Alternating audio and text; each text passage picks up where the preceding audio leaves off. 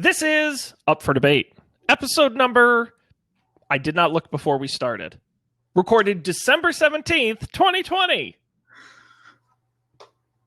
I end up re-recording this part later anyway. So this will be in the video version, but the audio version won't hear any of this. Honestly, it's surprising that it took until now. That's never happened before, but I'm like a long time. I am so all over the map right now, Matt, that I couldn't even tell you. By the way, it's episode 194. I can tell you that. And today's episode is going to be a hoot, Matt. I'm excited. I hope you are as well. Sure. I mean, you know what time of the year it is, of course. It's definitely winter. We learned that yesterday with all the snow we got. That's right. It's it's also 2020 still. Yeah, that's true. So we'll never be able to forget about that. What else? What else is going on? It's almost the holidays. Holidays around the corner, sure. Yep. Football is still heating up. We've got your brand new NFL team. Go Chargers, go Bolts.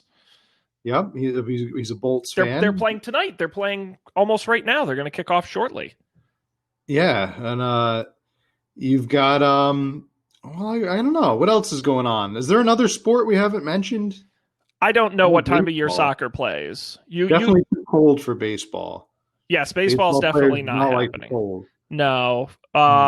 Frisbee golf, I don't know. I don't know. Yeah, frolf, as it's famously known.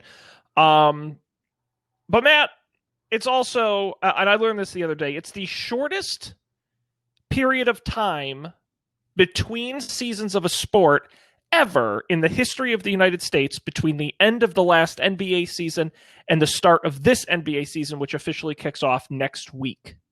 Wow. Yeah, I did read that. That's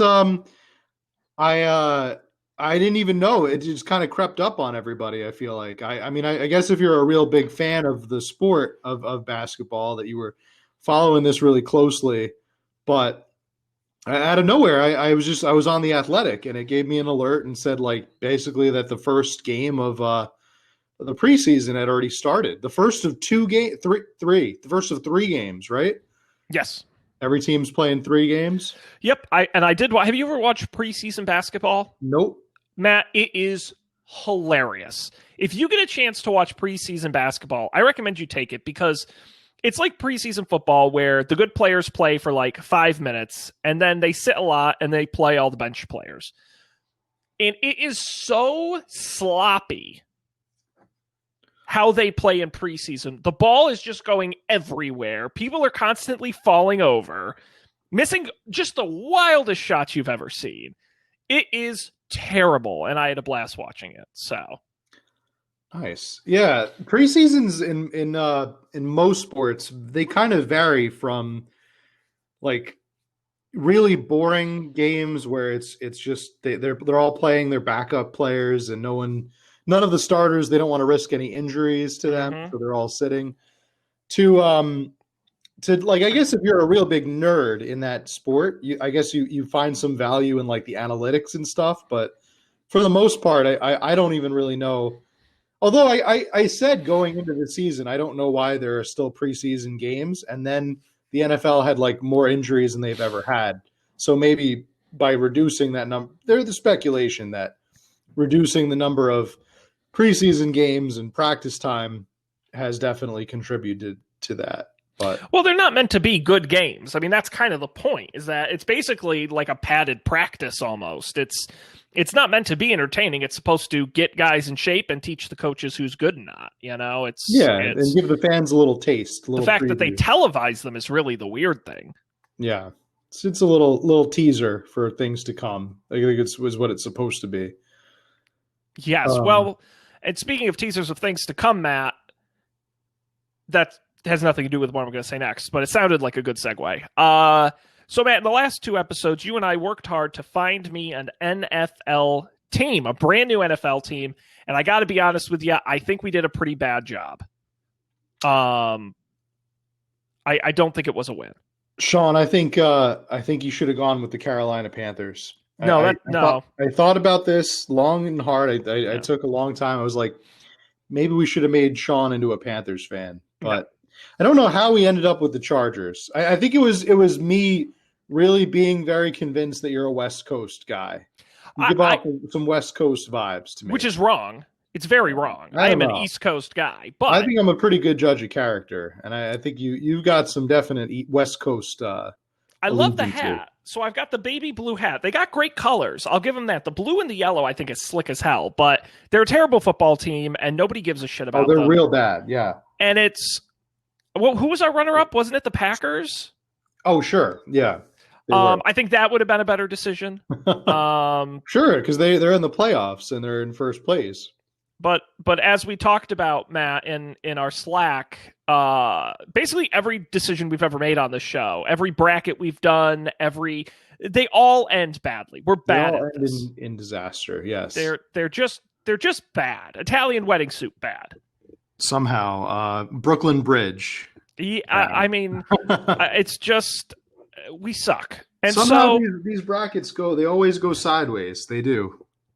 And so, Matt, rather than do the smart thing and decide to never do that again, we're going to double down. We're doubling down. Because we had so much fun last time, Matt. You've decided to offer your services up this time around to look for a new basketball team.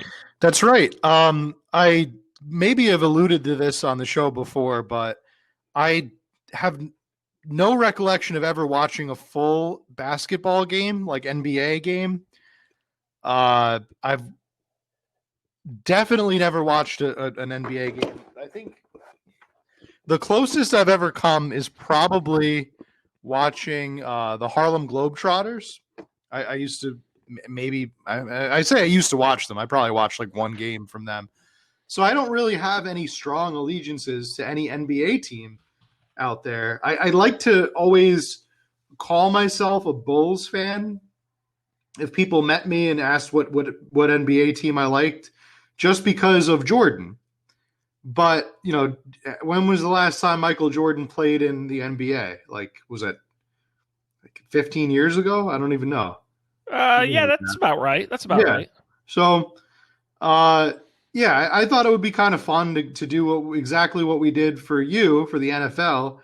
And since the NBA season just started out of nowhere, maybe you could pick me an NBA team. I think you have a little bit more experience in this department than I do. Is that correct? I would say that's true. I've gotten into the NBA recently. I'm not a big NBA history guy. I don't know a lot about the history of the league. I don't know a lot about the current league. Hopefully it'll be good. By the way, Matt, quick aside, you mentioned the Harlem Globetrotters, so I looked it up. The Washington Generals have officially beat the Harlem Globetrotters 3 times in their history. In 54, 58, and 71. Wow. In 1971, they won on a score of 100-99, ending the Globetrotters' 2,495 game winning streak. I didn't think it was legal for the Washington Generals to win. I didn't even know if they win, they all get executed or something. I didn't even know they actually were able to score 100 points. I thought they were so messing around that I didn't realize they actually played basketball. Yeah, I didn't really think that was like a legit. You think the Generals are trying to win every game? That makes it even sadder. That they get paid extra money, or they get to see their families again if they win a game. They try really really hard every time out, but they're just that bad. No, well, it's interesting. The Generals occasionally play teams other than the Globetrotters. Among these games, they've managed to record victories against the Taiwanese national team and a low-level Red Army team. Wow. So they're a real team. They're not just the foil. I thought they were like the comedic foil to the Globetrotters. Interesting. Yeah. So they don't really do that for other sports, huh? There's no joke team that is just really they do trick shots and stuff. The Harlem Globetrotters. The Globetrotters are definitely one of those things where it's how is this still a thing? It's like circuses where I'm how is that still a thing in 2020? I feel like we've moved past it. I don't know. I would go to a Globetrotters game. I think that would be kind of entertaining. They're still out there. YouTube has kind of replaced that, right? It's because you can go on YouTube and just look at kids doing trick shots and watch a whole playlist of it. I mean, this definitely is a children's thing. Let's be real. Yeah. But how come there's no like football trick shot? Probably because people would get hurt. That's my guess. I mean, that's kind of what the People would get Pro badly Bowl hurt. skills competition is, and no one watches that. Yeah. Yeah. Yeah, you know what? It would probably because there would be too many penalties. Actually, Just throwing flag. Just Yeah, imagine if the every referees second. like actually stop the shenanigans with the Globetrotters. That's a foul. That's a foul. Technical. Technical. Start ejecting players. Just take the fun right out of it. You're not allowed to toss confetti on the fans. Technical. That's a technical. Whole team falls out. So Matt, we have got a number of teams here. Currently 30 of them, 29 in the United States. And we're going to go through each and every one like we did last time. And we're going to hopefully narrow down a couple teams from you to choose from. Do you think you have any biases going into this? Do you have any Definitely. I definitely do have biases, and I think we'll get those out of the way. We'll air those right now. So eagle-eyed viewers will spot right behind me, right where my pen is. You'll see a Brooklyn Houston Nets Rockets. My Brooklyn Nets pennant.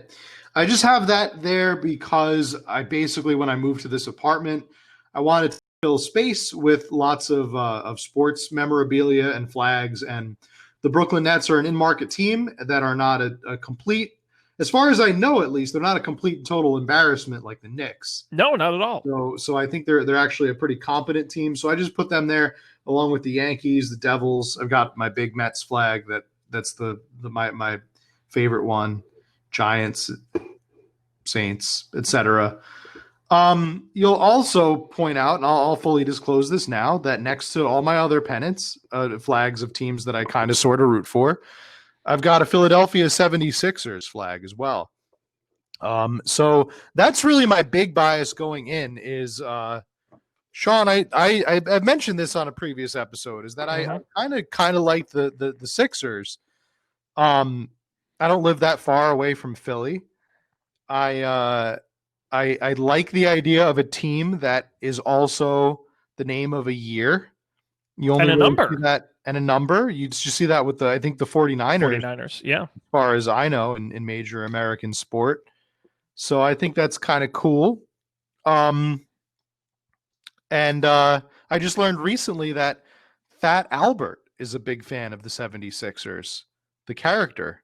And that's because I think the show from the 80s took place in Philadelphia. I just looked up famous 76ers fans. And Fat Albert and his whole crew, they all love the Sixers, Sean. Sixers have had an interesting history, that's for sure. I know nothing about their history. Oh, well, we'll talk about that. Yeah. And a number of these other teams. Matt, are you willing to pick a team? Because it sounds to me like you're looking at local teams. Are you willing to pick a team? Oh, sure. That you live nowhere near? I'm definitely open to picking anything. And I also wanted to mention the process. That's the big thing. Yes. Like everybody's talking about the process. And so that's a term that I heard that I can kind of relate to other sports. And that came from Philadelphia, right? That came from the Sixers head coach. Was that who it was? Yes, just beyond the process arguably just ended a year or two ago. That's what all the sports podcasts I listen to are saying. I still have no idea what that means, but there are shirts that say "Trust the process." And sure. Oh, that was the process is basically tanking so you can get a bunch of good players. Oh, okay. That's the simplest. That's why it says "Trust the process," as in trust us as we lose horrifically for like 4 years in a row. Yeah. The issue is then they never got really particularly good.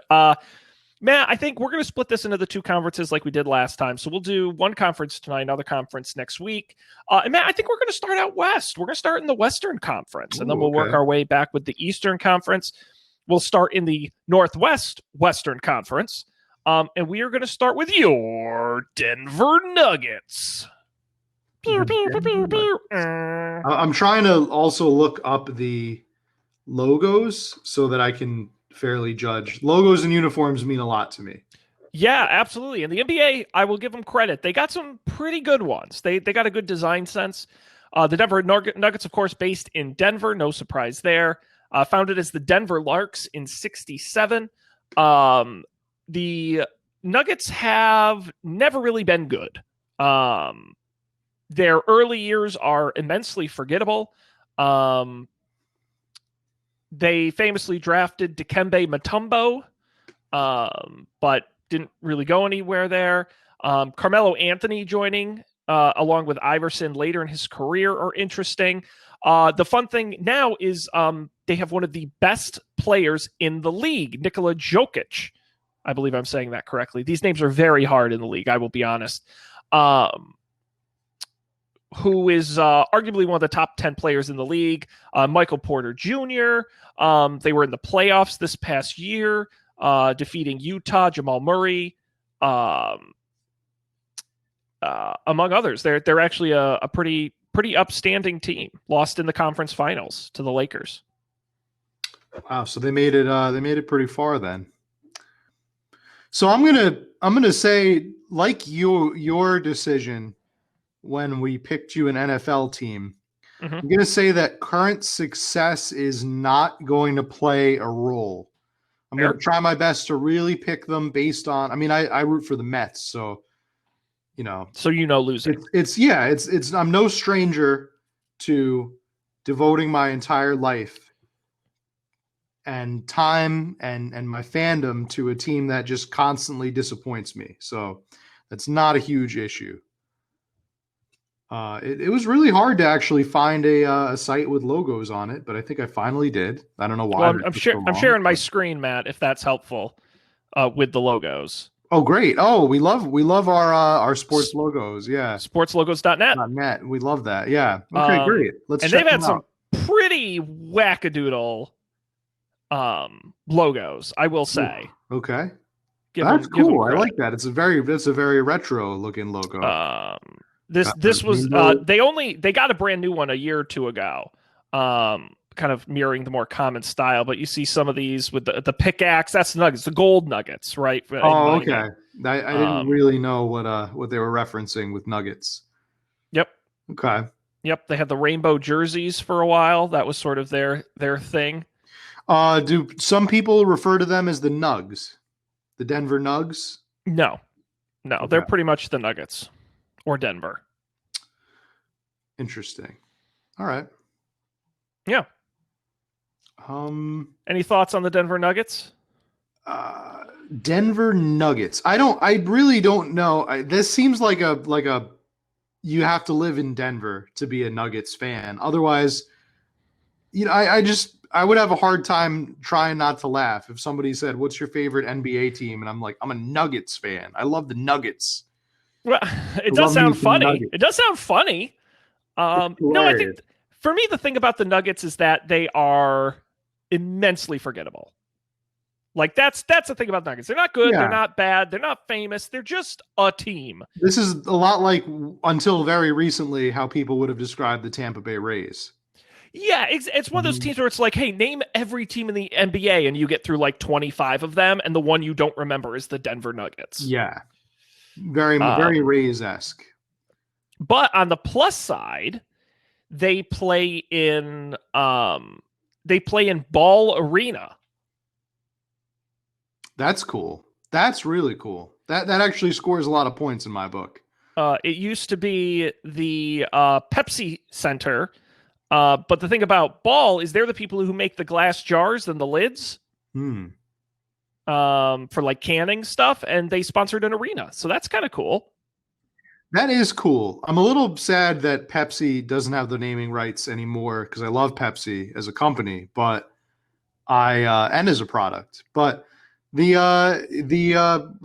kind of the second best thing. I like when stadiums have unique names that they sound like the names of other things besides just companies, right? Like Staples Center does nothing for me. I did not know for the longest time that was like the Staples office supply company. Oh, really? it was the Staples Center? Before I put it. I just thought it was like the Staples Center, just like that was. It was named after James Staple or something. I don't know. We just really love office supplies. And then I saw the logo. I'm like, oh, it's like that Staples. The company. Are Staples still in business? Do they still? They're not doing great, but they're still in business. Yeah. Okay. Yeah. Okay. So Was that one of by the way, I think that was one of the fake stocks that you bought for me when you made me a stock portfolio. Which you like 10 times your money on that thing, which really pissed me off. I 'Cause sure the whole, did. I wish it was a so real for people who don't know, the portfolio. whole point of that experiment was Matt was like, I could invest, no problem. It's not that hard. And I'm like, Matt, you're an idiot. You can't do it. And so I gave you 10,000 fake dollars to invest. And you just picked, I swear to God, companies like, you're like, Home Depot, Starbucks, Ubisoft was one of It was them. like just I like picked brands you had heard of.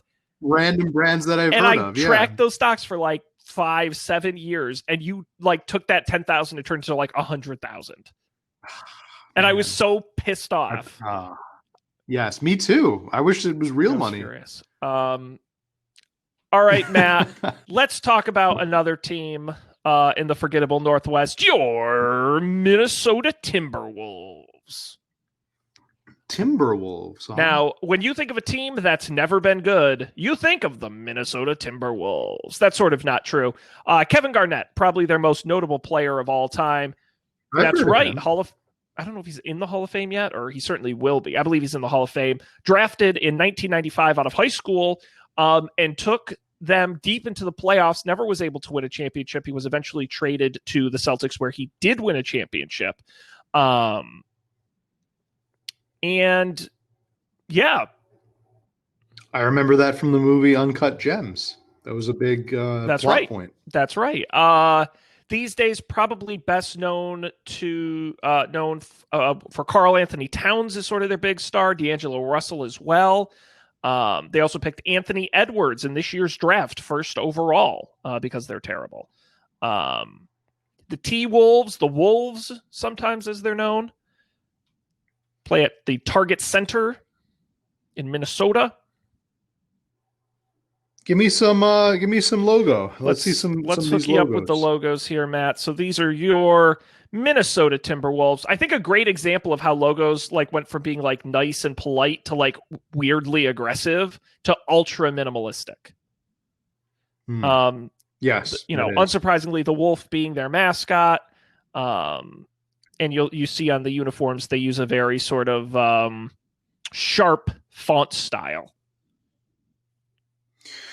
All right. Are they an older team? Like, were they like mid-90s expansion team or? They were founded in 1989. Okay. So a little bit later. All right. Okay. The logo reminds me a little bit of the Arizona Coyotes. Yes. The NHL team. It's a little reminiscent of that. So do some people call them the Wolves, or is it just the Timberwolves? Honestly, you'll probably hear T-Wolves or Wolves most commonly. I'm a T-Wolves fan. It's pretty cool. That is kind of cool. Sounding. Nice. That has that sort of very popular green and blue color scheme that you'll see. Kind of Seahawks. You'll see on a lot of teams. Yeah. Okay. They play in a division with the Nuggets? They do. Okay. Yep. Okay. Yep. A team that's perfectly fine. Okay. All right.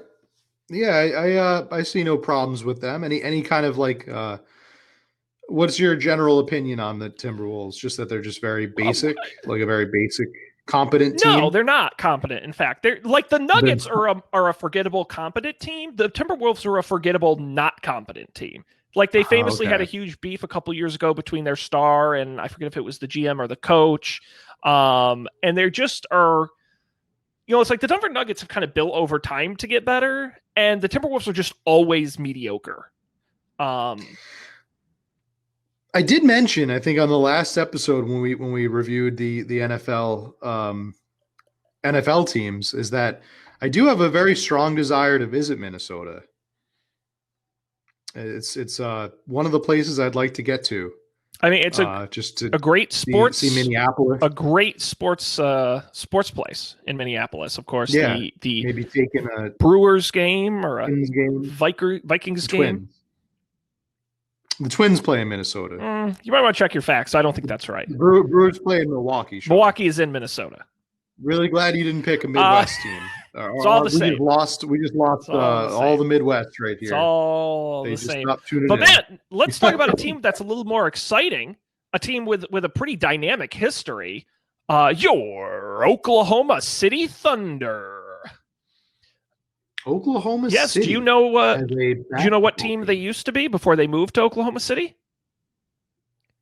Probably one of my favorite. Actually, if you could root for this team that doesn't exist anymore, I think it'd be pretty fun. The Seattle Sounders. No, the Sounders is their soccer team, I think.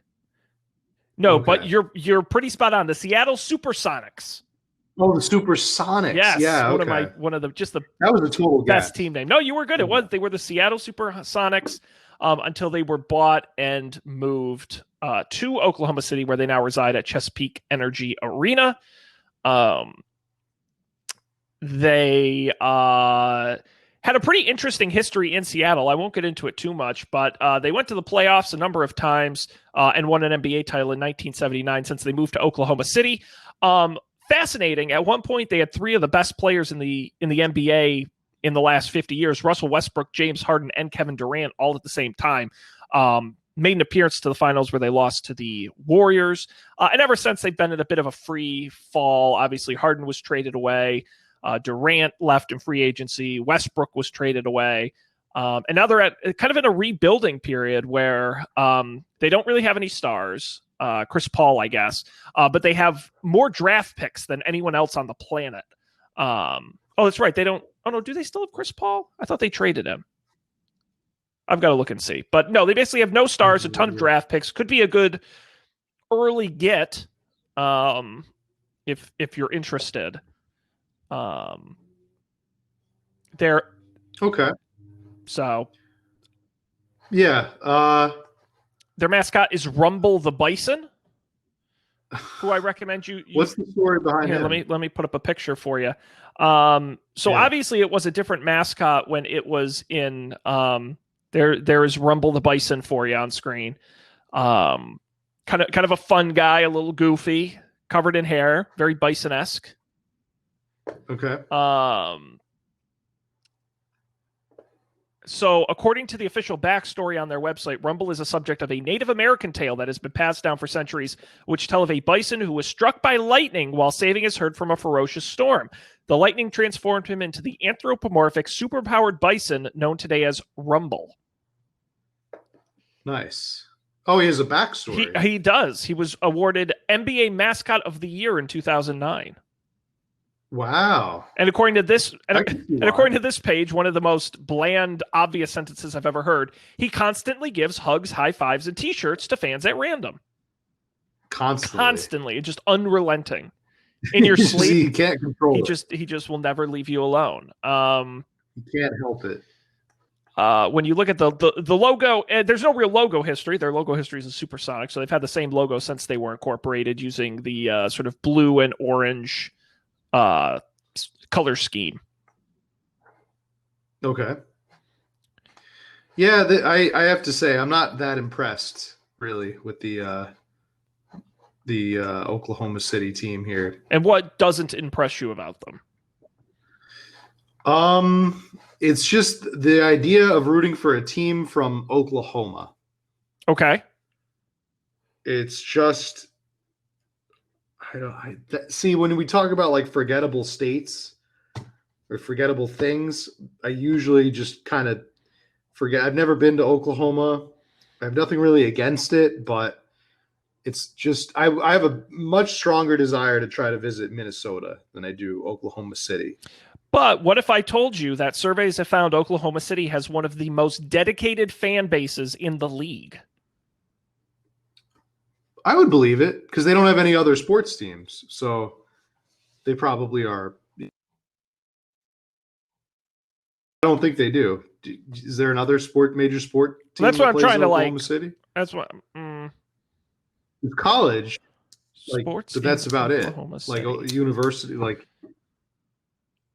think that's it. So that's probably why they have a strong following. It's like the New Jersey Devils. Well, they do have the National Softball Hall of Fame and Museum.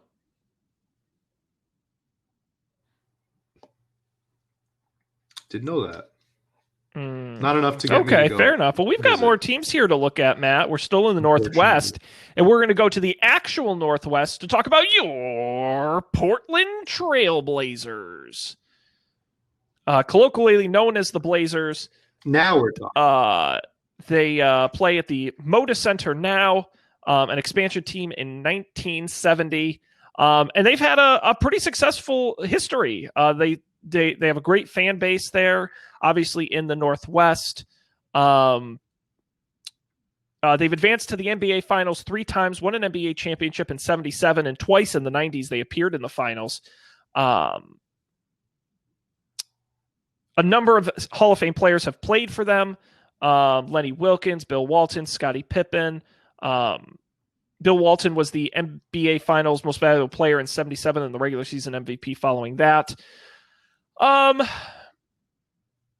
Yeah, an interesting team now, a team that's you have been in the playoffs basically every year for the past 5 or so years, but they just quite never can get to where they need to be to make it happen. With their most notable players today being, of course, the incredible duo of Damian Lillard and CJ McCollum, 2 really dynamic guys.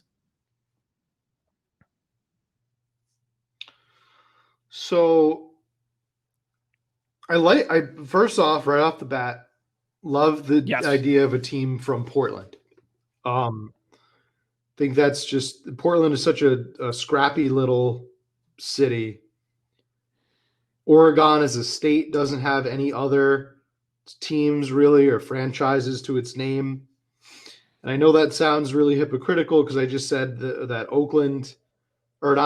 Oklahoma wasn't really that impressive, even though they're the only team that plays in Oklahoma. But I don't know. I just like I like Portland. Never been there, but it's a place I would definitely like to visit. The Blazers, it's kind of cool. I like the name. I like the name Trailblazers. That's a very unique name. Yeah, very strange. A very. I don't get it. I'm trying to track down the history. Yeah. And I have not seen it, but it is interesting. It's a little outside the box. The team's mascot is Blaze the Trail Cat, a 2-tone silver-colored mountain lion who's been the mascot since 2002. What is it exactly a trail cat? Does he have a backstory? The trail cat. Well, I can certainly Google him and see what I can find for you. Yeah. He's kind of a goofy-looking dork, if I'm being honest. Let's see. Who is Blaze the... Oh, my God, there's a 2-paragraph entry here. Blaze the Trail Cat joined the family back in 2002 and blah, blah, blah. Born in the towering pines of the Oregon Cascades, Blaze was always a little different from the other cubs, with a unique 2-toned silver fur, ears, and a tail that looks like blazing flames and a heart-shaped nose. He loved his life in the mountains, but always felt there was something else out there for him. So one day, he set off on a journey through the woods and eventually found himself on the steps of the Oregon Humane Society. It still keeps going. The staff there had never seen anything like him, but he was so playful, energetic, and friendly, they knew they needed to find a good home for him. The Trailblazers heard about this frisky feline and said they want to adopt him, blah, blah, blah. Wow. They something tells me that the Oregon Humane Society created this character. But he also has family members. As part of the Rip City Slammers, he's on with his Trail Cat family, which includes Air Blaze, Little Blaze, and Gigantor Blaze. Yeah. Absolutely bonkers. One of the uglier looking mascots I've seen.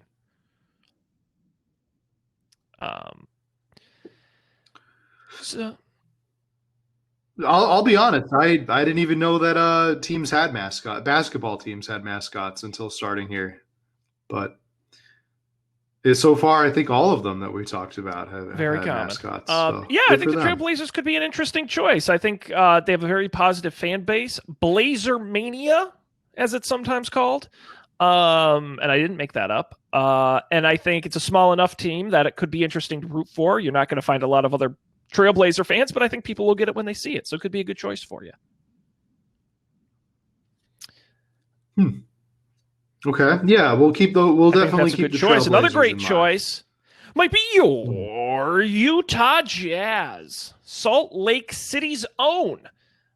Beginning as an expansion team in 74 as the New Orleans Jazz, moving to Salt Lake City in 1979, playing at the Vivint Smart Home Arena, one of the worst named venues in all of sports. Not very good to start, but famously during the late 80s and throughout the 90s, John Stockton, Karl Malone, the mailman Malone, culminating in 2 NBA Finals appearances, both times losing to the Chicago Bulls, led by Michael Jordan. Ever since, they've been good, relatively successful in the playoffs, never quite making the finals, but Donovan Mitchell, Rudy Gobert, among others. The team was actually just sold to a new owner, who I don't think's probably not going to change it that much, but always a team in the mix. Jordan Clarkson, picking up a lot of young talent in recent years. Yeah. The Utah Jazz. So, love the name Jazz for a team. I think it's a really, really great name. Very cool. I also kind of like the juxtaposition with Utah, because that is like the very last state that I would think of when I think of jazz music. So I like how they doubled down and they didn't change the name when they moved from New Orleans. Just kept it as the Jazz. That's kind of cool. Their color scheme is out there. I really love the wild Utah Jazz color scheme. It's bright. It's a bright purple, a bright blue, very of the Rocky Mountains. The 90s logo is out of control. I think they've had a lot of really extreme colors over the years, as well as the 90s jerseys, which I got to show. I don't know if you've ever seen these, Matt, but these 90 jerseys are fire. Look at that. Wow, nice.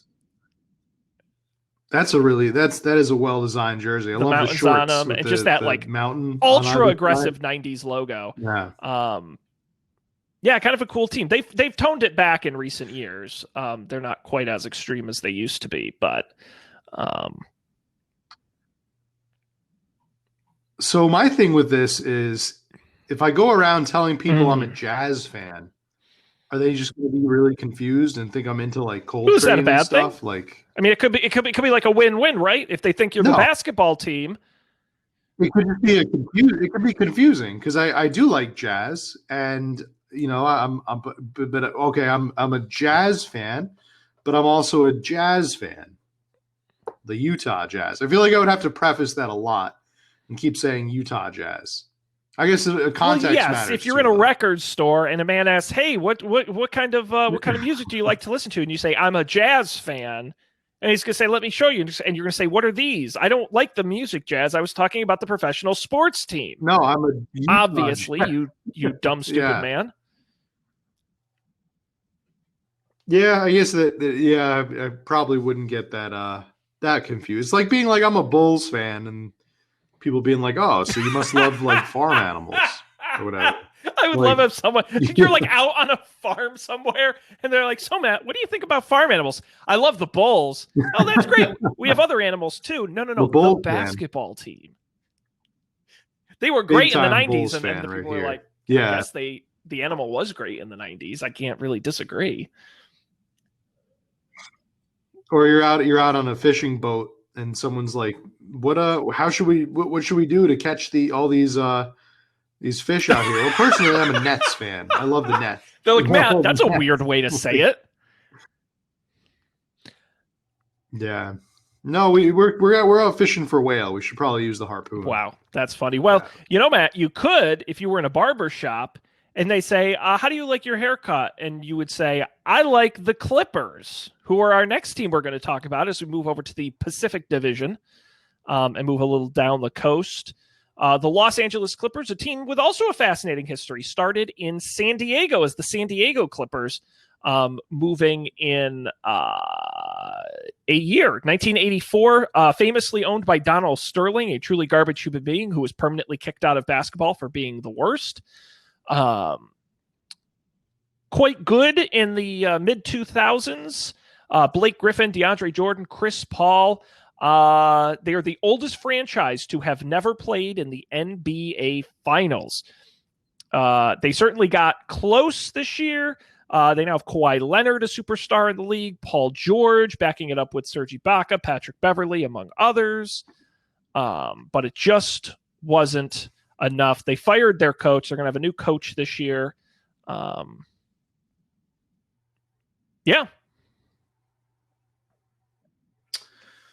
So, I see the most, probably of any NBA team I've researched, I see the most clear reflection of the Mets in a team like the Los Angeles Clippers.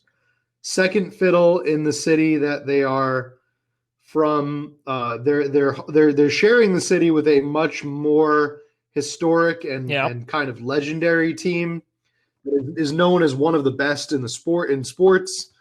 Has won far more championships than them. And also, I would say, but the similarities also of a team that is always every year promised to be pretty good and turns out to not be good at all. Yeah, I was going to say Yes. the perennial disappointment and cycle that you go through as a fan of the new newness going into the season, excitement, just slowly just dying and rotting and just killing you from the inside out, and then only to be just frosted over and replaced the next year with newfound excitement.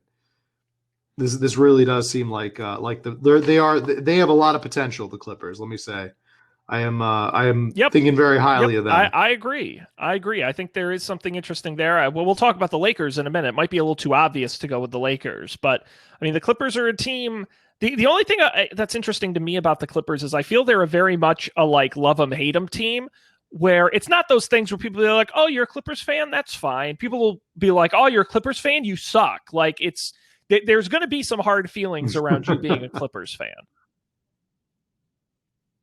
Okay. Why is that? Because I think why do you think that is? The Clippers aren't an underdog in a fun way. You know what I mean?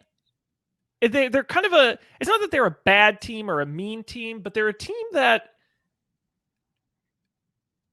I'll give you a recent example. In this last year's playoffs, they had Paul George, Kawhi Leonard, a dynamic duo, a great team, played well all season, and just imploded in the playoffs.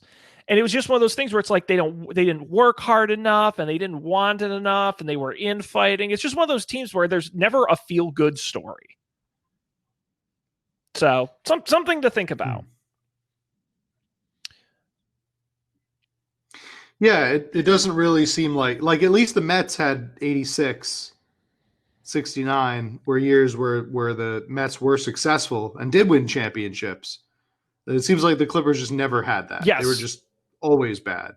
Did they ever have some kind of a historic heyday, or were they always? You said before they had never made not it once to, in their entire the existence finals. have they ever made it to the finals. And they're the only NBA team that has happened to. No, they are really truly. If you ever do like a research history on the Clippers, they truly have been inept forever. They only started even making the playoffs in the last 20 years. Before that, it just would never happen. So this is just kind of a situation where if you live in LA, it's like, well, you're only a Clippers fan if you're like a masochist or like a at the very least like a just some kind of like a no, it's sort of the same reason though. Why are you a Mets fan? You grew up that way, and it's all you know. No one showed you that there are other teams to root for. It just becomes part of your identity. You're going to get let down a lot if you're a Clippers fan. But the other interesting thing is they are on theoretically a bit of an upswing. Steve Ballmer bought the team a couple years ago. They're building a brand new arena for him. They're leaving the Staples Center.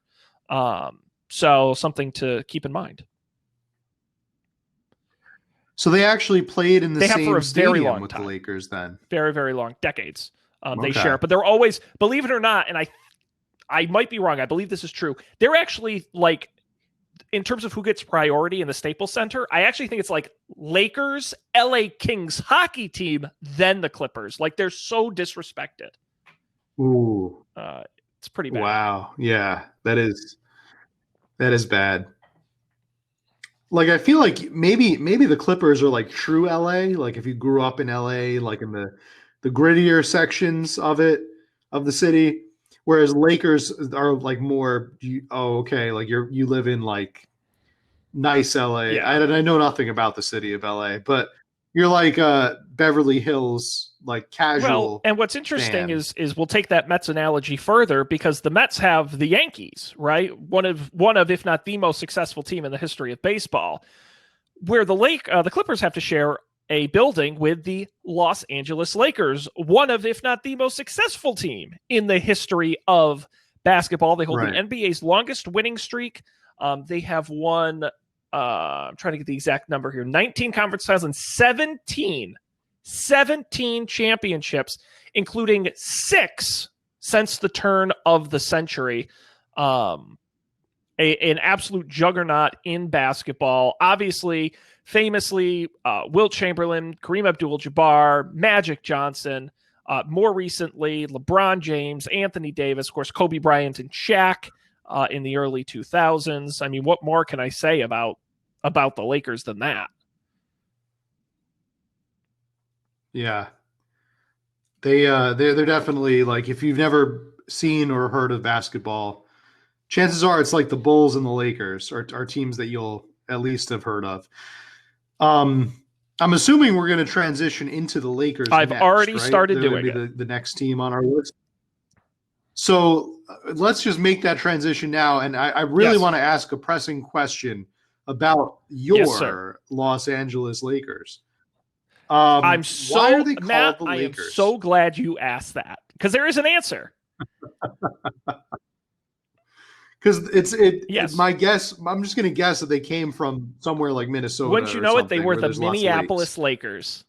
Very good. Named for a land of a Whoa, thousand okay. lakes. They were relocated to Los Angeles in 1961. There are tons of lakes, as far as I know, in Minnesota. Is I that wanna visit going to be your whole Minnesota. takeaway from this? Is just like Minnesota's great. That's what I'm I'm really just thinking. Like, I love lakes. I heard Minneapolis is a great city. I would love to visit. So, so the Minneapolis Lakers. Yep, but kept the and they name. moved to LA, but kept the name. Yep. Lakers. Okay. The name Lakers. What is a Laker? See, this is what I'm kind of confused about. I know what an islander is. It's somebody that lives on an island. I know what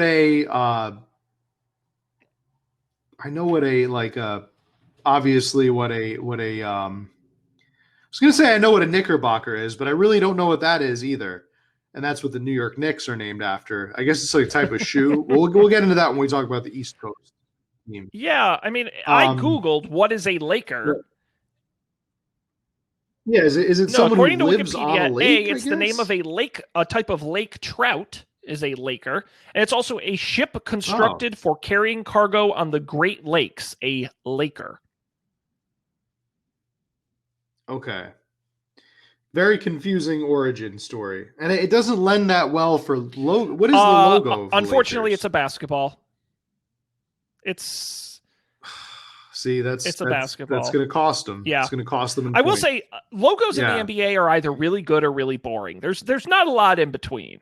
And this is this is a boring one. Well, but it to me, hasn't again, really changed you look at the much. Mets, right? It's like it's not updated. It's very simple. It's the L. It's the swish. It's the they don't do special edition anything. It's just the Lakers, the purple and gold, as they say. Yeah, I think that's lazier than the Mets, though. You see, the Mets logo it's the NY intertwined in that like kind of intricate pattern, and it's actually taken from the Giants logo when the Giants the Giants played in New York, and they had that logo. Then they moved to San Francisco, and the Mets kind of replaced them. And they took the blue and white from the Brooklyn Dodgers, who also So there's left nothing to go original about out them. for LA. They've I got think Mr. Met. At this point, should we just stop and just do a The whole beloved episode on Mr. the Met. Mets? I think that's kind of what we're doing. Yeah, we'll meet the Mets. Sean and Matt meet the Mets. How about we just I think what become we're a going to Mets do, Matt, is podcast? when COVID's over, you and I are going to go to a Mets game, and I'm going to bring the microphones, and we're going to record at the Mets game. That sounds that Yep. I'm there. I'm absolutely there. Home run apple. No, that sounds very lame. That's a Mets thing. Shake Shack is a Mets thing. And also everywhere else. Field.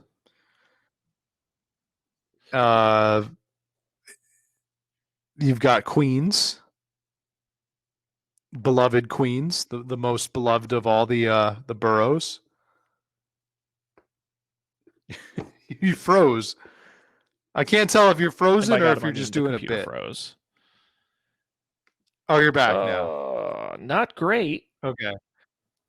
You froze. I thought you froze with just this look of like it stopped for a rejection minute there, on but your I am face, back, and I just thought maybe it was because of the things I was saying about the Mets. That's all right, fair. So we'll try to talk about the Lakers here.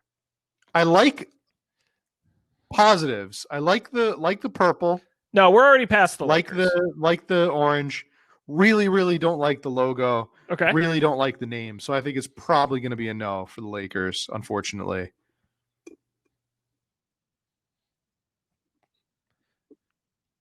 Well, Matt, if you don't like teams that win a lot and are kind of very popular, how about we turn over to the Golden State Warriors? They're a team I've heard of because they've won very recently, right? Like, okay.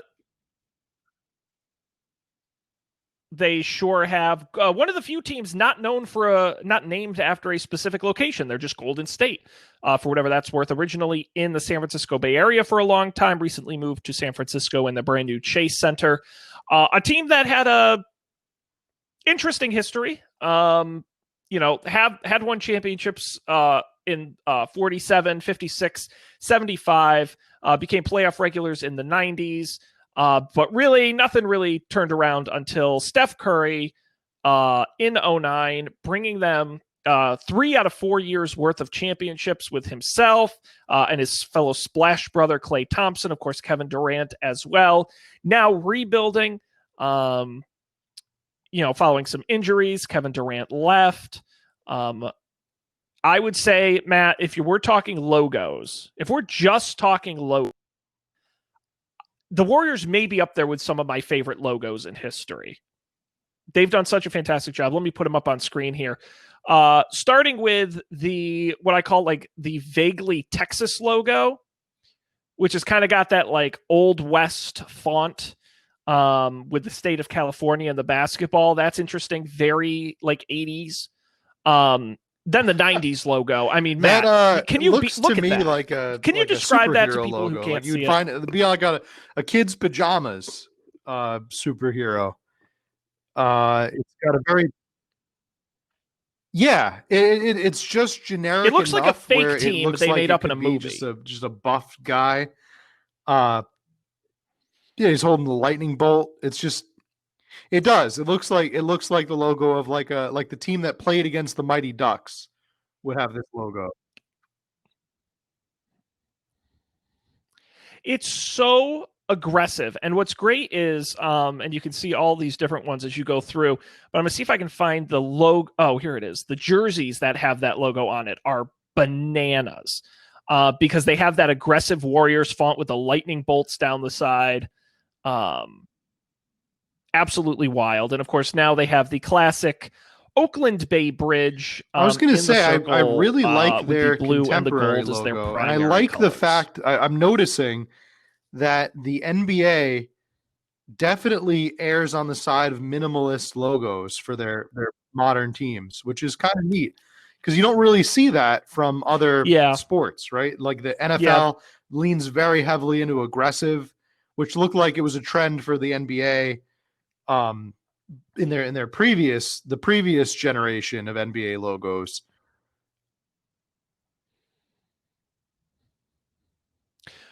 But I'll also say, I think the NBA also updates their logos more often. Like the NFL, they love those legacy team logos.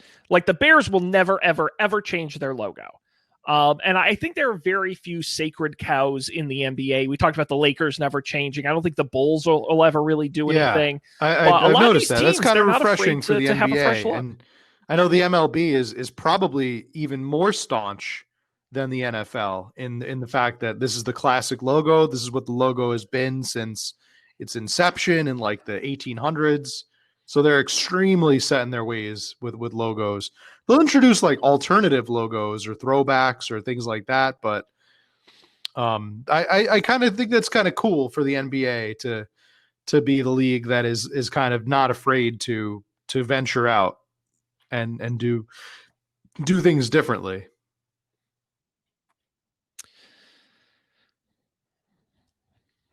Now, Matt, what are your thoughts on the Dubs, as they're sometimes honestly, called, the Warriors here? I struggle with we'll start with the name. They're the Golden State Warriors, which immediately I think of a college team, right? Like Golden State is like the Ohio State, Iowa State. So, and I think Golden State, I'm thinking of like this is a college basketball team. Right. This is an NCAA basketball team, not an NBA basketball team. Even though they are extremely successful, right? They've won how many championships the past 5 years? Like they are only the Lakers and Celtics have won more NBA championships than the Golden State Warriors. They won in 15, 16, or no, sorry, I'm looking at the wrong years. 15, 17, and are 18, they still good? Or have recently. It won't impact my decision, but are they on the end? Well, it's really interesting. So of their really good players, Kevin Durant left, and both Steph Curry and Klay Thompson had major injuries, didn't play at all last year. Steph Curry's back, and Klay Thompson got injured again and won't play this year. So they could get good again, but at this point, they had their run and they're sort of faltering. Okay. But Steph Curry, probably one of the most fun players. Is Steph Curry, is he going to be on the team for a long time, you think? He signed like a big contract? Okay. Oh yeah, I think so. I mean, they drafted him. He's the centerpiece of the franchise. One of the most popular players in the league. Where do they play? You may have mentioned this before, but where do they play? Whole thing. The Golden State Warriors. A real star. They used to play at Oracle Arena in Oakland, but they just built a brand new Chase Center in San Francisco. I actually think it's down the street from, I want to call it Pac Bell Park. Oracle I know Park. That's not it anymore. You can tell how out of it was AT&T for a couple of years, and now it's Oracle. Yeah. Well, that's right, because it was AT&T Park, and then they changed it to Oracle Park. That's cool. I like that. I believe they're right in the same neighborhood. Unify the both sides of the Bay, right? They played in Oakland for a number of years, and now they're playing in San Francisco. I don't think any other team really spans that divide, because in baseball you've got the San Francisco Giants and you've got the Oakland Athletics. So your loyalties lie on either side of the Bay.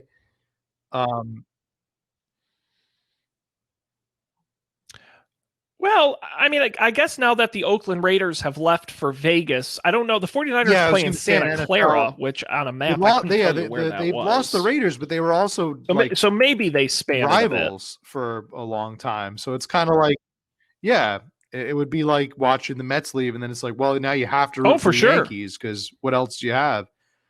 I kind of think a lot of the Raiders fans are just still Raiders fans, but now they just acknowledge that they play in Las Vegas. I don't know that for a fact. I have no data to back that up, but I'm just thinking that. Oh, for sure. You've got all you've got all the Raiders stuff anyway, and they haven't changed their logo or colors yet. So yeah. Well, we talked about the Raiders have one of the more passionate fan bases in the National Football League. Matt, how would you like? I like vitamin D. I feel like I actually could a little use vitamin a tan D right about now.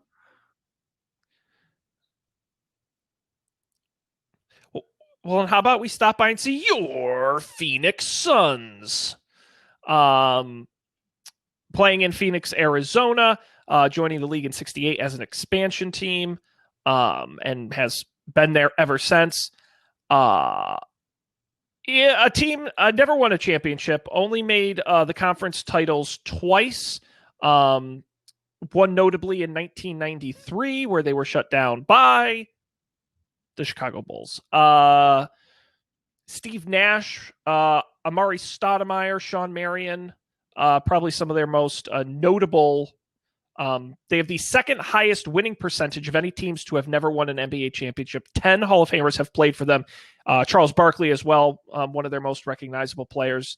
A team that's always been on the border of good, but also pretty gosh darn forgettable. However, they had quite a run in last year's leading up to last year's playoffs. They weren't able to get super far, but they played pretty well. A lot of great young talent: Jay Crowder, Devin Booker, DeAndre Ayton, and they just picked up Chris Paul this past year. So this could be a team that definitely has some. Could be the playoffs in their sights this coming year could be interesting. Phoenix Suns.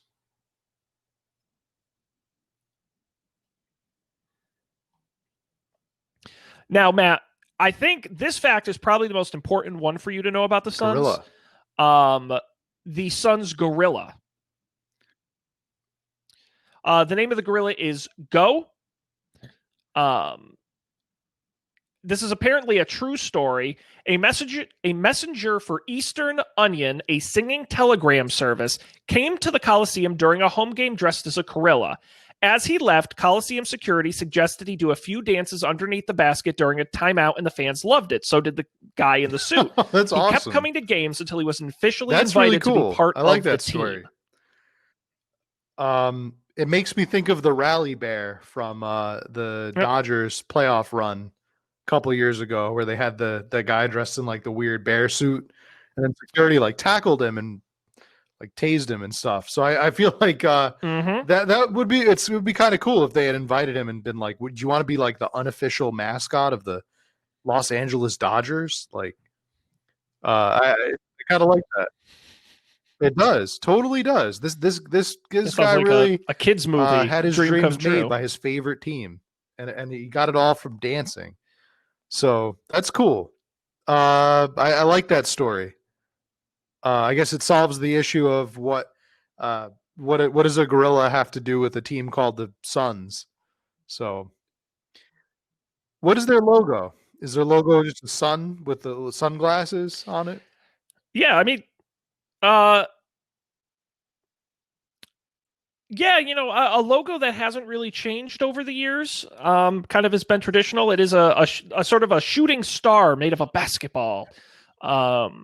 Their primary color is purple. PHX is sort of the abbreviation for the city of Phoenix. You'll see that in a few of their different logos. But yeah, a team that visually has been. I loved their '90s logos. Their '90s uniforms, very purple, yes. Very bold, with the shooting star basketball. Matt, I got to tell you, I think this could be a good choice for you, and here's why. A team that's perpetually young, they don't really sign a lot of veterans, so there's always something interesting going on there. A team that's good enough, and nobody really hates. Nobody hates the Phoenix Suns. You may forget about them, you may love them. Nobody hates the Phoenix Suns. And they're a team that if you get in now, at some point, eventually, unless they just keep, I don't know. You said they're always perpetually signing just young players and keeping it young. Do you foresee that as a problem? Just that they're too inexperienced?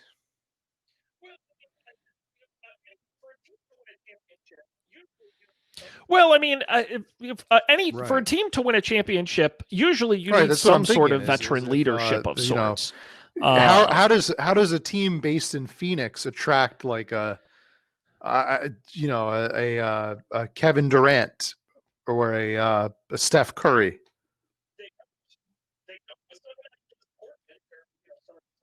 True, they don't. Would you consider the Suns a small market some of these team? other cities Phoenix? As well? Yeah. Yeah, I would. It's kind of, we'll talk about the Sacramento Kings in a minute. That's, I think, another example of a team where it's like, should that city have a basketball team type thing? Utah Jazz maybe is sort of in that same boat where you're like, that's kind of weird they're there. But Phoenix, you got to remember, I mean, they have a basketball team, they have a football team, a baseball team, a hockey team. It's the, I mean, it is really a the sports capital of Arizona. A sports city. Yeah.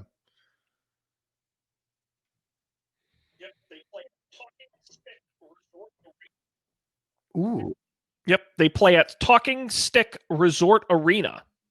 I like how the team names of Arena. all the Arizona sports, they really do a pretty good all-around job of describing Arizona. It's like the Suns, the Diamondbacks, the Snake, the yeah, oh, that's right. They have the Cardinal. The Cardinals. Cardinals is not good. That's right. They're a transplant team. Yeah. But again, the Cardinals didn't start there. They moved there, so they inherited the name. Coyotes.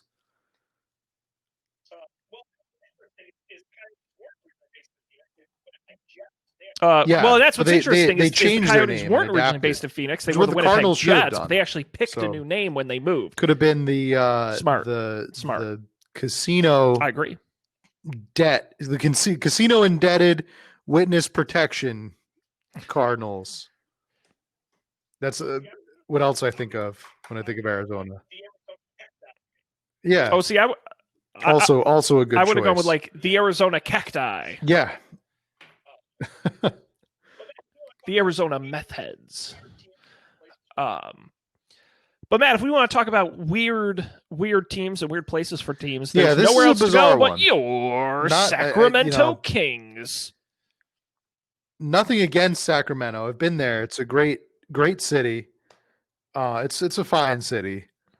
I just don't think it needs a team. Sacramento doesn't have a baseball team professionally. It doesn't have a hockey team that plays professionally. I don't see why it needs an NBA team professionally.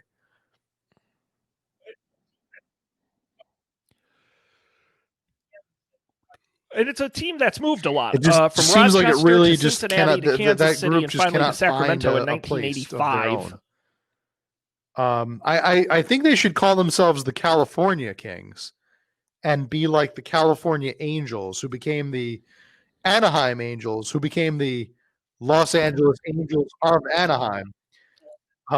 This is one of the most bizarre Los Angeles Angels of Anaheim. So I guess technically their team name is the Angels of Anaheim. That they play in Los Angeles, but anyway, I think they should be the California Kings. I like that name. Like,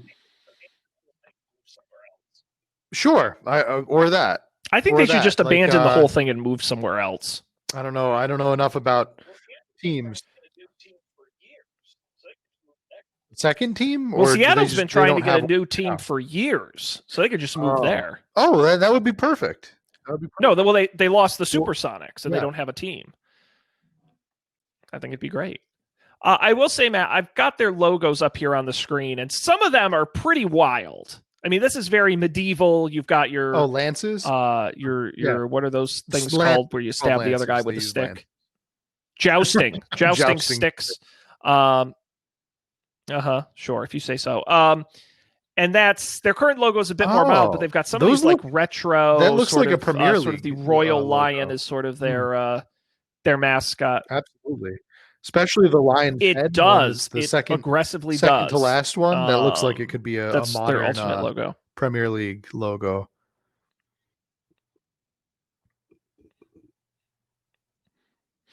Yep. Yeah, the Sacramento Kings, Matt. A team that has technically won a championship in 1951, but has that's like a weird history fact win. Like I wouldn't really think about that. They've basically never been to a conference championship. They've only won their division titles 5 times. With the historic success of the Lakers never been, and the modern never be good. Contemporary success of the Warriors, I really feel like the Kings are like the outside looking in. Like Warriors. Yeah. they're the last. If NBA had a relegation system that's not really based on wins and losses, but based on importance, I feel like if they had to pick one team that would be relegated to like non NBA, it seems like the Kings would be it. It seems like the Kings would really be the team that gets the boot. That's like, you've got to leave. You got to go. We don't want you anymore. Just go do something else. Go coach Little League basketball. It's absurd. I mean, it is crazy to think that California has 4 basketball teams. Now, what if they move the Kings to Oakland? It's too many. And now that the Warriors are in San Francisco permanently, change them to the San Francisco Warriors and the Oakland Kings.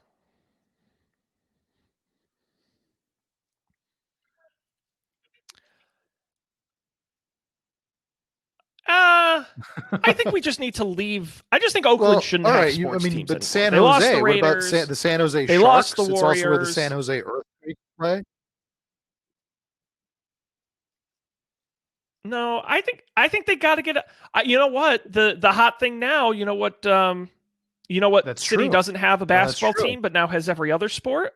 Good name. Las Good Vegas. Name. And they've got the Golden Knights. The Las Vegas Kings. Change the Raiders to something like chess related. Good.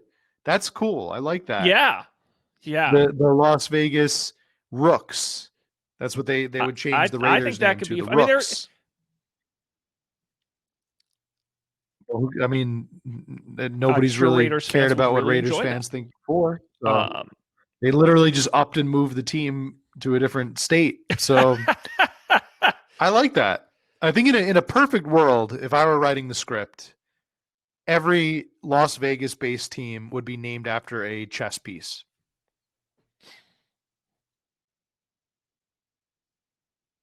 The Las Vegas Queen. Oh, is that what about real? The really WNBA's Las Vegas Aces? That's awesome. All right, so they're already like 2/3 of the way there. Yes, it is the Las Vegas Aces. I was going to say we name them the Queens, but now that I didn't know that they already had the name Aces. That's great. That's pretty good. Golden Knights, which I would just shorten and just make the Knights, the Las Vegas Knights. The WNBA Aces. We changed the Raiders to Rooks, Las Vegas Rooks. And now we got the Kings. Boom. What else do we need? What else we got? The Bishops. We need to have a. This is incredible. If they got a baseball team, they would be the Las Vegas Bishops.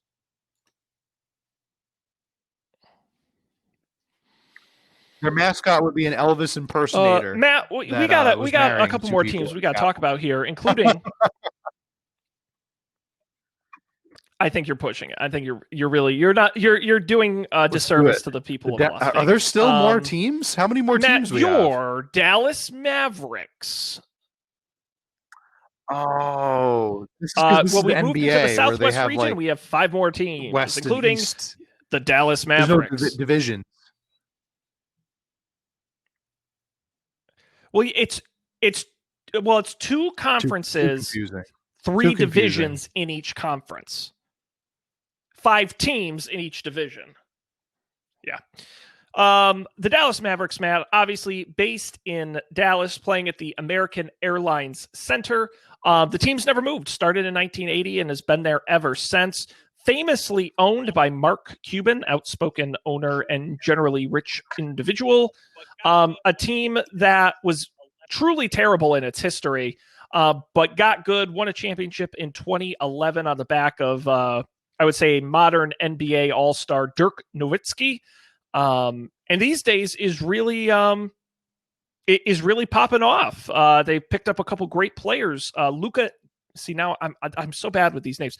Luka Doncic and Kristaps Porzingis, who you may know as a former Knicks player, helped them go to the playoffs in 2020, where they did not win, but they are a team on the rise. The Mavericks, sort of their main logo is a horse, and I have to double check their mascot. Mavs. If it Mavs, says here right? somewhere who it is, because it's a horse. You're a Mavs fan? Champ is the mascot. Oh, there's two. Oh, Matt, you're gonna love this. You're gonna just absolutely. I gotta share my screen on this, Matt, because they have two mascots. It's not only Champ the horse, but I didn't know about Mavs Man. Wow. Who is a man he dresses up like a basketball. Oh, look, and you can pay to have him come to your corporate event, Matt. Would you like me to have Mavs Man come to your birthday for $700? Oh, how long do they stay? Mascot birthday party, $700 for one or $900 for both. That's a good deal. That is 45 minutes. And you get autographs, pictures, a meet and greet. Look, and they come in their own custom vans. I wish more mascots did that. Yeah, let's get Mavs Man on the podcast. You think he'll come on a podcast? That's really exciting.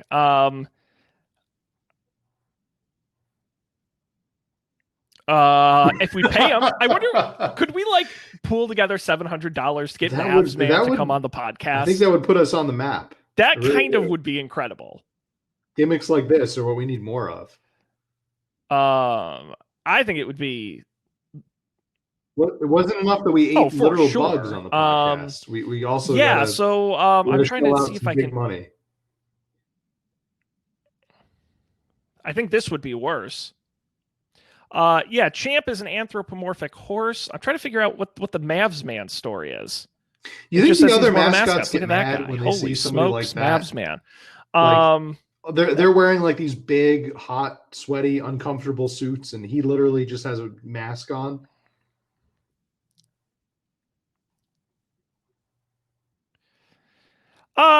There are some mascots who are pretty simple, though. He's not. We famously talked about my team, the Los Angeles Chargers, Boltman, who it's really just a mask on a skin. But you got the Philly Fanatic, who is just like a sweat.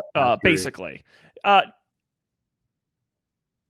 Oh wow! And then there's both the Astros and the Orlando Magic mascot are very much Philly Fanatic-esque weird creatures from God knows where. I love the retro Dallas Mavericks logo, which is an M with a cowboy hat on it. It's a good retro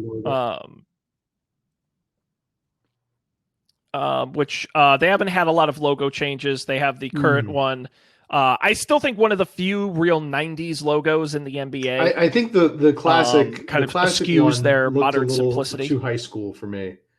With the hat on. So is that their modern logo? Yes. The one you just showed? Absolutely. Okay. Yeah, it hasn't changed much. That's yes, good. It is. Yeah, you can see their sort of primary logo right there. Nope. Yeah.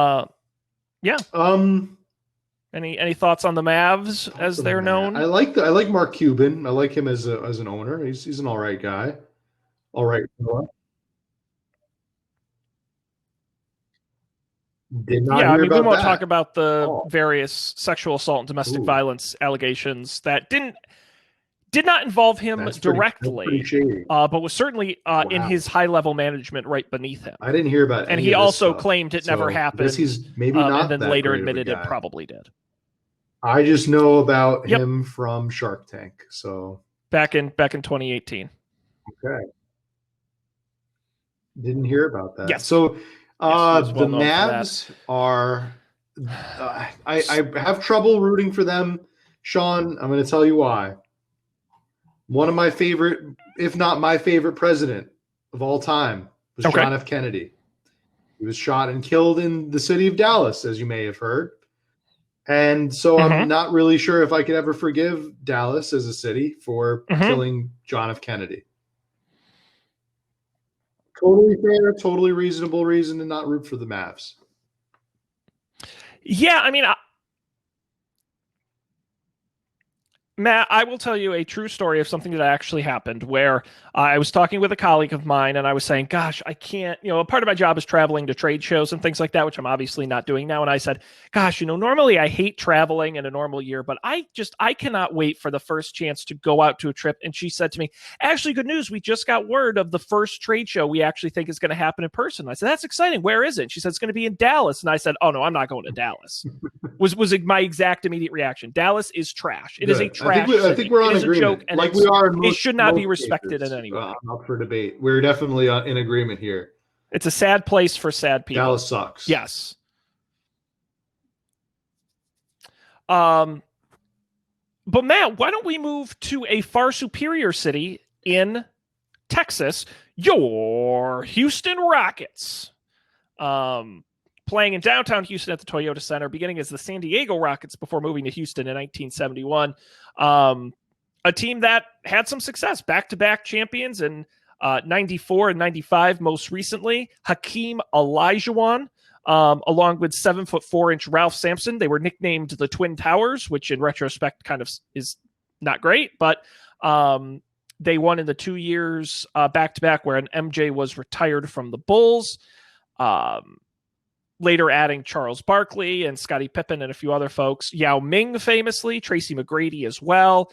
And then most recently, James Harden from Oklahoma City Thunder, one of the best players in the league, recent league MVP. Unfortunately, they haven't had much playoff success in recent years and have sort of imploded where Russell Westbrook, who came over, was then traded away. And James Harden is actively, as of today, asking for a trade to another team. He just doesn't want to be there anymore. And should he leave, there really ain't much left to the team. But that being said, what? As I mentioned, their mascot is Clutch the Bear, one of several bear mascots. I was really hoping Clutch that their mascot. the Bear. I don't know. I guess Clutch Clutch isn't Clutch shooting, maybe. Here, I'll show you a picture. Well, believe it or not, there actually was a mascot from 93 to 95 called Turbo, a costume man that performed acrobatic stunts and other maneuvers. I had visions of there would be Rocket Man, and then he could have had a son called Little Rocket Man.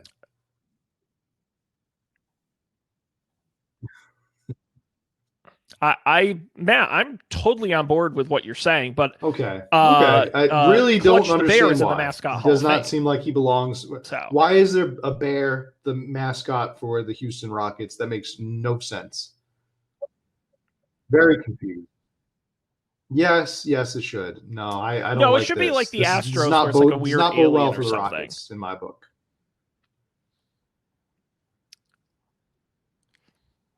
Well, but Rockets are teams with some great logos in history. Here we're looking at the 70s and 80s logo. I'm a huge fan of the 90s logo. Look at that thing. It is an assault on your eyeballs, including a rocket ship with sort of a shark's mouth on it. Very unattractive. And then, of course, most recently, the sort of dripping R effect. I think it looks like an energy drink. Houston logo. Rockets that looks like a rocket like a ship taking off. Energy drink. More accurately, like a 90s energy drink. You are that's very, trying to look very futuristic. correct.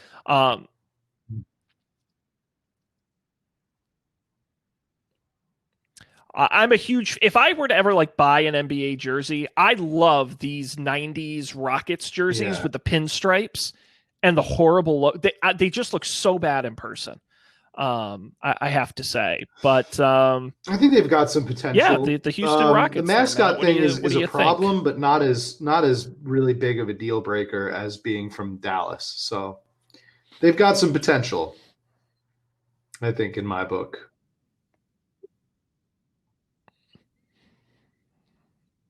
I mean, it's a team with a rich, likable history for the most part. It's just they're kind of a team all over the map now if you're looking for modern flair on it. Matt, we, of course, have got to move on and talk about, how about we move from the great state of Texas over to the great state of Texas as we talk about your San Antonio Spurs. San Antonio, not traditionally a sports town, but certainly is for this NBA team playing at the AT&T Center in San Antonio, where they have played since 1976. They have won a number of NBA championships, 99, 03, 05, 07, and 14. They have the highest winning percentage among active NBA franchises and has the best winning percentage of any franchise in major professional sports leagues in the U.S. and Canada over the past 3 decades. A truly iconic team in the 90s and beyond, with players like Tim Duncan, David Robinson, Tony Parker, Meno Ginobili, and then later, of course, Kawhi Leonard, among others. Their icon is a Spur, which makes sense based on their name. Their mascot, the Coyote, which would make sense for other teams. But apparently... Okay, so we've got another one with apparently kind of an identity issue here, with the Spur being the name, the Coyote being the animal.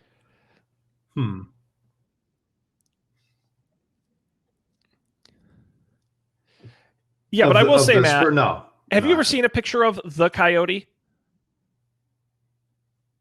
Oh no! Oh no! Okay, you got to see no, this. No. This thing's insane. The thing of nightmares. What?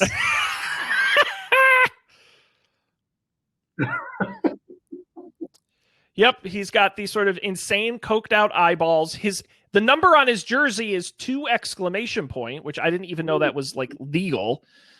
He looks like a reanimated he is a Coyote, the 2014 mascot of the year. Like if a dog mascot had died and they like somehow figured out how to bring him back to life, either that or, like you said, I think that's pretty apt, just a drug-addled dog mascot. Mm-hmm. No. You got to. Which, I mean, I guess you'd have to be a mascot, so. Right? Like, you're not well-adjusted if you're a mascot. This article this costume brings up that inconvenient truth that you just always got to be on uppers to be a professional mascot. Okay, so Spur, the name Spurs. Yeah, the rough and tumble life of a mascot.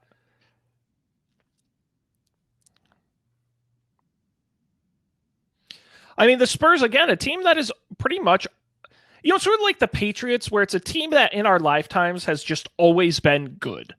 Like, has always been in the playoffs, has won a ton of championships, has just only in the last, 2 to 3 years have they kind of sucked.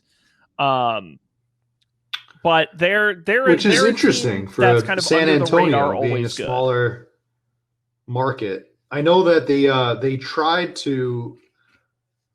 The only thing I know about San Antonio and sports is that they tried to acquire the New Orleans Saints a few years back. There are a lot of hype and speculation in the first stages, at least, was that the Saints would be moving to San Antonio, be the San Antonio Saints, I guess.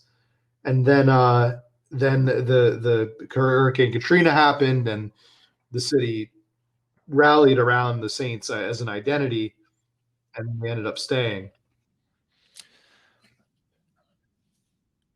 Well, San Antonio's tried forever to have a football team. There were rumors that the Chargers could have gone there. The St. Louis Rams could have gone there before they went to LA. The Raiders could have gone there.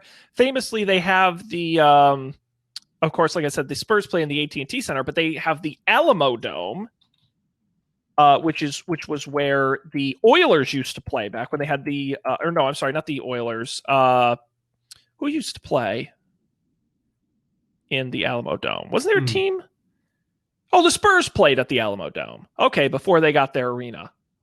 I could have sworn there was another team that played there.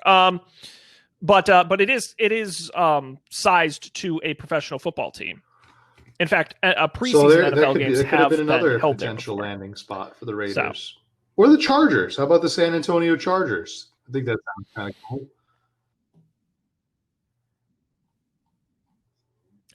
I mean, there were real talks about that happening. Yeah. It's just, again, like you said, it's a small market team. Why would you go there when you could go to Vegas? Yeah. Or Los Angeles. I have trouble with small market teams unless they're Portland, because I really feel like you have to be from there to connect with them, to really understand them and be willing to identify with them.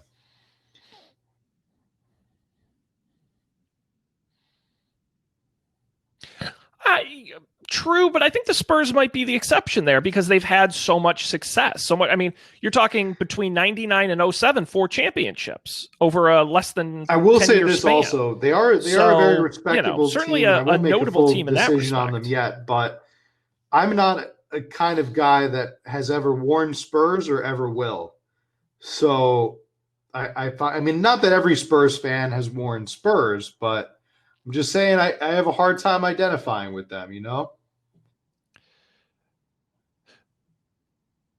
Yeah, but I appreciate jazz. Yeah, I but I like was to also going to think say that you I don't like play that. jazz, but you can still be a jazz fan. I don't appreciate them. I actually honestly don't even know You what don't they're for. appreciate Spurs? Unfortunately. No Yeah, appreciation. I would say I could be either of those. Are you a Maverick or a Warrior? I love McNuggets. What about what do you appreciate definitely Nuggets? We don't, Okay. but I do like lakes, and I would like to live by a We lake. don't know what a So Laker is, so I can't ask if you that's about what a that. Laker is, then Okay. and I go and I get And you're Clippers. definitely I get clipped Trailblazer. when So I go fair point. get my Hey, that's a haircut. fair point. So Spurs are the outlier here.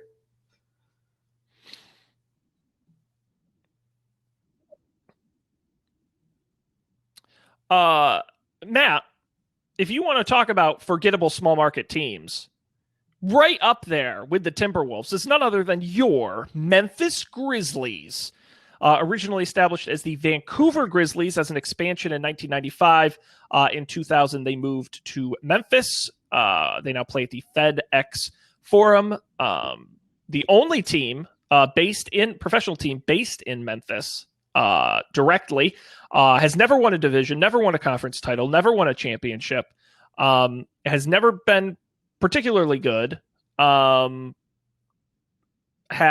made it to the playoffs, but has just lost and lost and lost and lost and lost. Now, they now have Ja Morant, who was drafted high and who has been a sensational player. That's it. Yeah, Okay. That's it. Now their That's mascot should be the Rockets mascot. No, he's a bear. They need a bear mascot. Right. Clutch sounds like a name for a Clutch baby. Should Clutch be their Clutch the mascot? That's a good question. He's an alien. Well, if it makes you feel better, Matt, the Grizzlies mascot is that actually would be so funny. No, it's actually called it's Grizz Porcupine. Who is a? Can you guess what animal? Right. It is. No, it's a bear. But who do you think would win it? So you saw a picture of Clutch, right? Who do you think would win in a fight? Clutch or this, as you can see in this photo, Grizz? Grizz is lunch. ripped. Yeah, that's Grizz is like friggin' Teen Wolf ferocious. Clutch is like I picture him like the little nerd. It's a Sasquatch, basically. Grizz just picks on all the time. Shoves him into a locker. Gosh, yeah. Yep. That is a scary looking. It kind of looks like an oversized mascot. dog, really, more Keep than anything else. Logo. Different. Oh, good. Yeah. And you also can book Grizz for your birthday party. More or less. Do you think Grizz? Do they have the prices? Is it more Maverick? or less expensive? Probably more is my guess. Well, no, actually, than the Mavs mascot. I'm going to say less. Smaller market. Now ooh, that means more. The definitely more. The prices are not listed. Ooh, ouch. Yeah.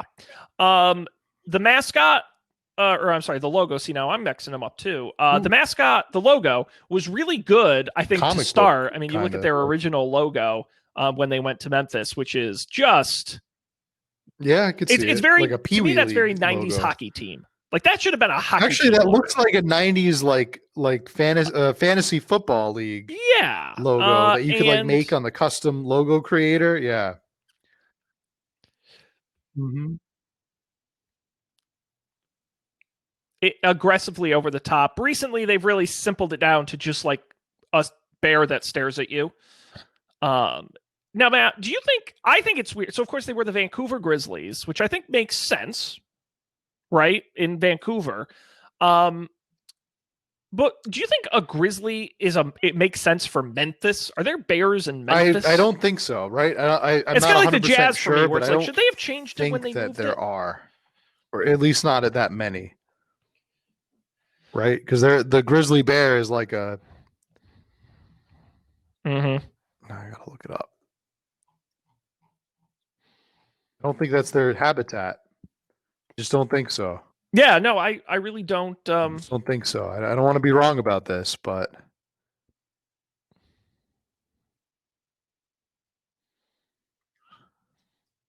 Yep. And by the way, one of the many Or teams Canada. to leave Canada. We have, unfortunately. yes, we've stolen a lot of their teams. The Grizzly Bear is not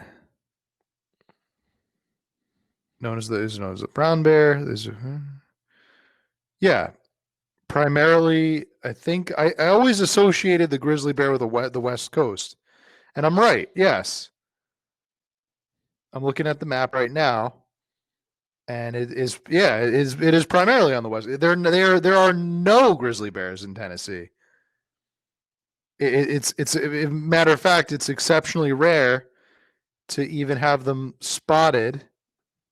The map pretty much curves around Tennessee, and it kind of like cuts off Tennessee, Arkansas, and Louisiana, and then it's just like that entire western portion of the country. So there you go. Definitely not. Definitely they're faking it. Nope. So Where did you say they were from? Name Vancouver? And a not so great makes team. a lot of sense. They definitely, I think, should have stayed there. Can't get behind them. Yes. Yeah. Yeah, they were only there for 5 years before they shipped them off. So a quick turnaround there. Matt, our final team of the evening. We've somehow managed to get through half the league. And of course, we couldn't leave tonight without talking about this team has a lot of New Orleans Pelicans. They're a fairly newer team, right? Talk to me a little bit about the Pelicans.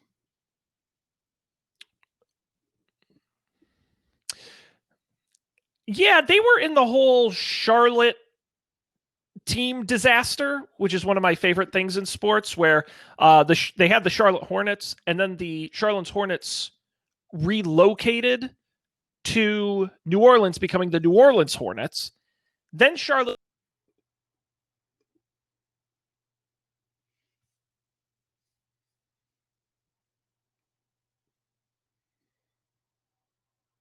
New Orleans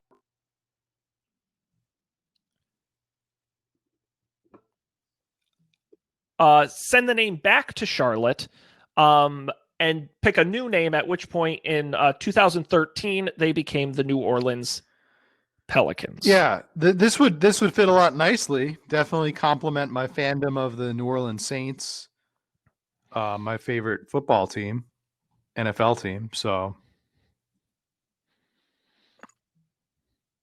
I mean, it's a very young team. You know, it's an extremely young team. It hasn't been in the league all that long, and has had an interesting run. Anthony Davis, very notable about the time they changed the name over, was a big player to them. He obviously left and just won a championship with the Lakers. Now they have Zion Williamson, their big hot player. They're number one in the draft, along with veteran Steven Adams, youngster Lonzo Ball and Eric Bledsoe, Brandon Ingram as well, JJ Redick. An interesting young team right now, playing at the Smoothie Center there in New Orleans. Their mascot, Pierre the Pelican. Yeah, I think we talked a little bit about this on a previous episode. Is the story of the Pelican and its significance to the people of Louisiana and the city of New Orleans. It's they're up there. I think the Pelicans are definitely a top contender for me. Yeah, and I'm doing what we always love to do, look at the logos here. And I will say the New Orleans Hornets logo is one of the ugliest things I've ever seen in my entire It's a life. I mess. mean, It's it's definitely a mess. awful. It's I don't even know where to start. The awful. clashing colors, the And the cartoonish nature, the the blank, just like lack of the void creativity. expression on the Hornet's face. It's just kind of doesn't know if it's supposed to be happy or vicious or existing. It just exists. But the new Pelicans logo, I think, is excellent.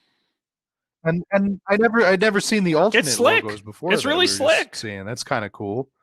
Seeing the Pelican on the Fleur de Lis is neat. Yeah, they've got Like a couple really nice ones. Yep, Crescent City basketball. Yeah, a team with a good look. Yeah, I mean, I agree, man. I think the Pelicans could be an interesting choice. Obviously, you have an affinity for the city of New Orleans. It's a team that doesn't really have a history, so you don't really have to know much about it, right? You have a lot less history to learn as a new fan of the team. And they could potentially be on their way up. It's a really young team. I don't. The colors are kind of interesting. That bright red kind of sticks out to me. It's like you've got this like nice, kind of more neutral, deep gold, deep blue, and then you got like red. This red just like kind of like jumps out at you. Interesting. Just an interesting choice. But I do love that they rebranded and totally departed from the Hornets identity. Yeah, It was not a good one. Yeah, not good. But I think I'd say we have some good potential with these teams here, for sure. So, Matt, yeah, let's do that. How about we go ahead and narrow some of these down for you? We'll leave tonight here with maybe we'll do one per division, and so we'll leave here tonight with 3 Western Conference teams that you can think on, and the next week we'll choose 3 Eastern Conference, and of course a winner. How's that? Narrow down teams. All right, let's start in the Northwest. Your choices: the Denver Nuggets, the Minnesota Timberwolves, the Oklahoma City Thunder, the Portland Trailblazers, and the Utah right off Jazz. the bat, I'm going to say it's going to be between, and should come as a surprise to no one, the Trailblazers and the Jazz. I think are going to be those are going to be the two I agree. that two come out great choices. That fight head to head against each other for the win here. I think solely based on a couple of factors. I think my winner here is going to be the Jazz. I think the Jazz has the win here.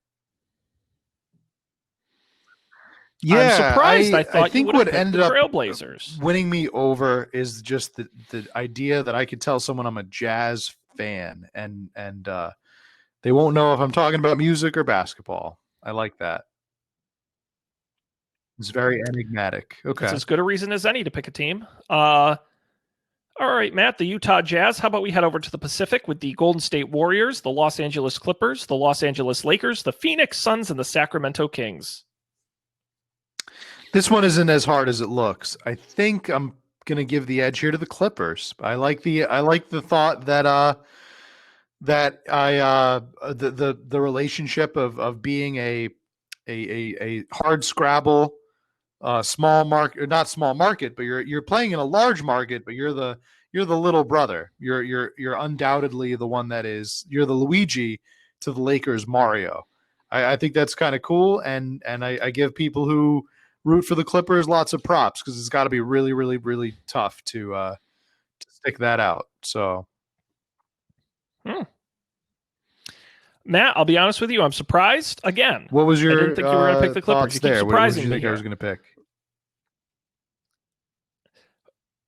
Well, maybe it's more what I would have picked, but I thought the Phoenix Suns were more interesting options. I think the Clippers just have such a heavy history hanging over them. But again, as a sadistic Mets fan, I shouldn't be surprised. So Clippers are definitely an interesting choice, Matt. But you got one more to choose from here.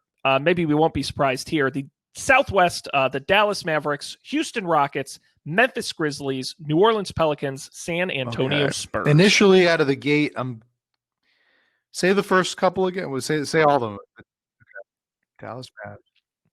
The Dallas Mavericks, the Houston Rockets, the Memphis Grizzlies, the New Orleans Pelicans. So I'm narrowing it down. And the San Antonio Spurs. To the Rockets and the Pelicans, of course. Okay, good I choices. think that it definitely the Rockets have a lot of potential and a lot of history. That's what they really have going for them is their history and a lot of more recognizable players that I've heard of, and Mark Cuban, who I've heard of, Yao Ming, Tracy McGrady, everybody that you mentioned before. But what really wins me over, besides the city of New Orleans and the rooting for the Saints, the other New Orleans-based team, is the logos. I think that in a clash of logos, the Rockets have a good logo, but at the end of the day, I think that there's a lot more meaning, deep meaning to the Pelican and the bringing prosperity to New Orleans. That's and there's a lot more going on, I think, with the New Orleans logo and symbols in the logo. Even though they have a younger team, I'm going to give the edge to the New Orleans Pelicans here. Yeah, man, I think take it from somebody who chose the Los Angeles Chargers. Pick a team you feel good rooting for. Okay. And I think the Pelicans are a good example of that. That's awesome. Well, there's your three teams, the Jazz, the Clippers, and the Pelicans. I think that's a very good selection. You get to stew on that. We've got 15 more teams to go through in the Eastern Conference, including some big hitters, such as the Brooklyn Nets, who you have up there on your wall, the 76ers, who you also have on your wall, but a couple of a wild card. Maybe you'll be an Indiana Pacers fan or an Orlando Magic fan. Who knows? There's something to be said about that. Okay. There are, believe me, on this list, if you were like, Sean, what teams would you never be a fan of? It wouldn't be. I think the Orlando Magic would be a fine choice. I think if you like the Hawks, I think are kind of a crappy choice. I think the Pistons are kind of a crappy choice. But don't let me influence you, Matt. Any of these teams could be yours if the price is right. Matt, what a treat this was. We're going to get a good team for you at the end of this, but folks, you're going to have to come back next week to find out the final answer. So make sure you do so. UpForDebate.tv is our website. You can go there, check it out. Get all of the past episodes, including our NFL adventures. And you can subscribe wherever you get podcasts. Make sure you get our next episode on Stitcher, Overcast, Apple Podcasts, wherever you get your podcasts, Spotify. We're there with the video version on YouTube. And of course, you can get a hold of us at Up for Debate TV or email us upfordebatetv@gmail.com. I'll also do a quick plug if you are still listening an hour and 45 minutes in. To go check out Don't Panic. I always tease Up for Debate on Don't Panic. The guys always ask me what we're talking about this week. So I gotta flip it around to do it the other way. Definitely check out don'tpanic.io on gadgets, the internet, and you, myself, Colby, and Dan talking each week about the latest and greatest in tech news. We had a really fun episode this past week. Dan picked himself up. Matt, have you seen the AirPods Yes, Max? I have seen the big that, Apple over-the-ear headphones they rolled out. They're insanely good and also insanely expensive. Well, Dan picked himself up a pair, so next week we'll have a full review from him on how he likes them. I'll try to tune in. Among other things, it was a really great episode. There's a rumor that Matt may be coming up on a future episode, which I think we're we still would in all negotiations. Like a lot. So, so, there's a lot of moving pieces with my contract but, and. Yeah, it's but you know what? You should see his rider. They can make it happen, and you know, I'd love to do it. I'd love to do it. It's really just a matter of my agent. We got to talk to the agent first.